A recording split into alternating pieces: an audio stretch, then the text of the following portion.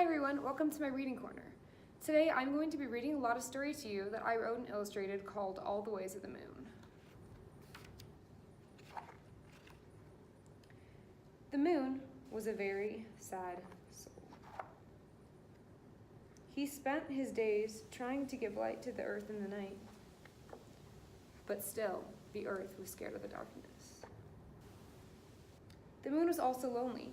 He never had somebody to call his own. The moon was in love with the sun, but he knew he could never be with her, so he admired her radiance from afar. He thought to himself, since I am in love with the sun, but she is so far away, I will find myself a child to make me happy, and she will shine brighter than even I in the darkness, because she has the light of happiness and adventure in her heart.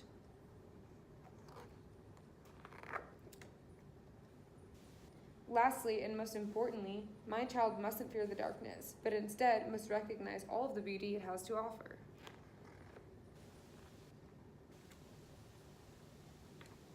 For many years, the moon searched and watched over the moon, but could not find a child to call his own.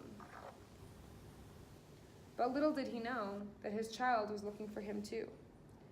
And every night she sang to him and drew pictures of his gleaming splendor. She longed to be in the galaxy where her love of the unknown could be nurtured and she could expand her mind. She yearned to go to the heavens to be with the stars and planets spinning about each other, but most of all, she wanted to be with the moon. Oh, what conversations they would have. When the moon spotted this girl, he thought to himself, I am lonely and she too is lonely. I would give her everything. I would give her the world.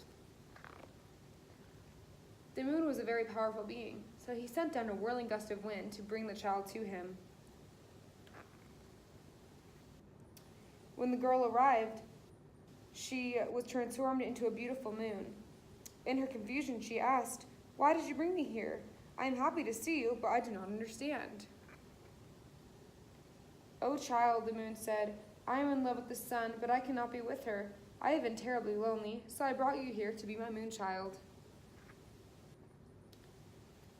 The moon child was overjoyed and spent every night sharing stories with the moon, dancing with the planets, and catching stars all around the universe. One night she thought to herself, I want to do something for the moon, since he has given me everything.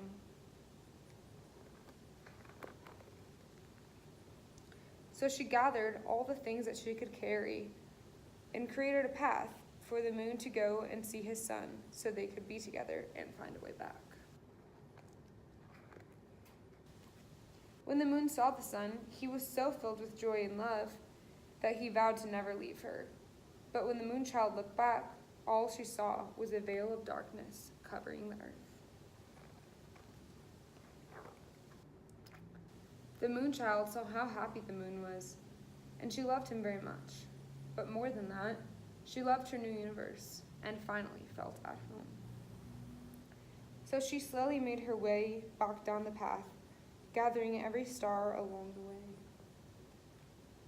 When she finally got back to the empty space where the moon had been, she set all of the stars free and took her place as the new moon. She looked back once more to see that the moon was happy and thought of how happy she knew she would be too. Hi everyone, thank you for listening to my read aloud of the story that I wrote. After writing it and illustrating it, I've learned a few things about writing and illustrating a book. If you ever would like to, I want to give you some tips.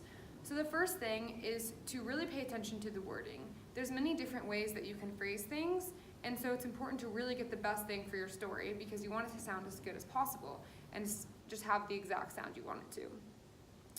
The second tip I have for you would be to really plan out your illustrations ahead of time so that when you're going through the story, because it can kind of be long, the illustrations can tend to get a little bit tedious, especially if it's all set in one scene, kind of like my book, which is all set in space. The illustrations can start to look the same, and so it's important ahead of time to think of different ways that you can tweak them. Thirdly, it is important that you kind of try out different mediums. For example, when I first started making this book, I thought that I would be creating it in acrylic paint, and after doing several pages, I realized that I wanted to give a little bit of a lighter tone, and so I switched over to doing watercolor pencil, which turned out a lot better for the theme that I was going for, and I was just much more happier with the product. Lastly, and most importantly, the biggest thing to remember is to be proud of the work that you produce. It's really cool to be able to write your own book, and it's something that you should be proud of.